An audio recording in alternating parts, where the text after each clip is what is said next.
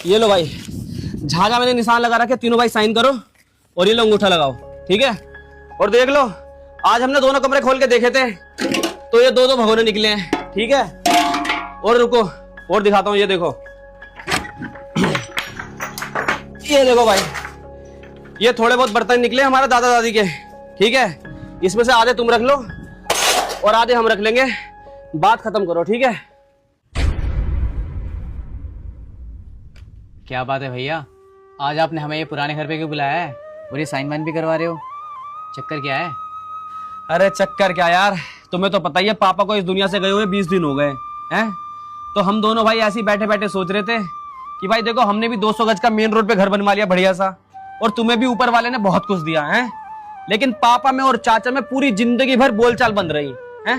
पापा दुनिया से चले गए, लेकिन दोनों भाई आपस में नहीं बोले। किसके ऊपर? इस पुराने घर के बंटवारे के ऊपर है। तो भाई हम दोनों भाइयों ने मिलकर यही फैसला लिया है कि इस लड़ाई के जड़ का बंटवारा करो और सारे भाई मिल बांट के रहो। मतलब जो हमारे बड़ों ने गलती करी है उस पर बिल्कुल मिट्टी डाल दो। क्यों भैया? हाँ भाई, बिल्कुल सही बात है।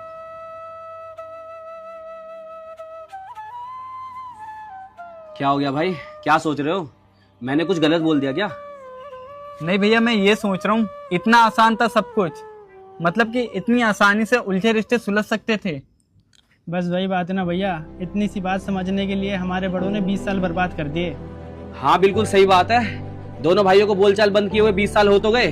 बताओ, इस पुराने घर के चक्कर में इतनी गहरी दुश्मनी कर ली एक दूसरे के दिल में, इतनी नफरत पैदा कर ली कि पापा के मरने में चाचा उन्हें देखने तक नहीं आया। बताओ, पूरा गांव पूरा मोहल्ला माता, लेकिन चाचा नहीं थे। बताओ कितनी गलत बात है। हाँ, गलत बात तो खैर है ही उनकी। हमने तो भैया बहुत बोला था कि चले जाओ, आखिरी बार देख तो लो अपने भाई को, लेकिन अब क्या ही बोल सकते हैं। लेकिन भैया हम तीनों भाई तो आए थे ना उनको देखने। हाँ, तुम तीनों भाइयों की बात सबको बहुत अच्छी लगी, सबने तुम्हारी तारीफ भी करी कि नफरत को भुला के तीनों भाई आखिरी वक्त में अपने ताऊ को देखने आ तो गए। तभी तो हमारे दिमाग में ये ख्याल आया कि भाई बड़ों के चक्कर में हम भाई आपस में लड़ाई क्यों रखें। ये बताओ। देखो भाई, सीधी सी बात है, अगर अकेली उंगली रहेगी ना, इसे कोई भी तोड़ देगा, लेकिन ये जब उंगली मिलके मुक्ता बनती है ना, तो इसकी मजबूती अलग ही होती है। जो खानदानी भाई होते हैं ना, वो हाथ की तरह होते हैं, इन उंगलियों की तरह, समझे।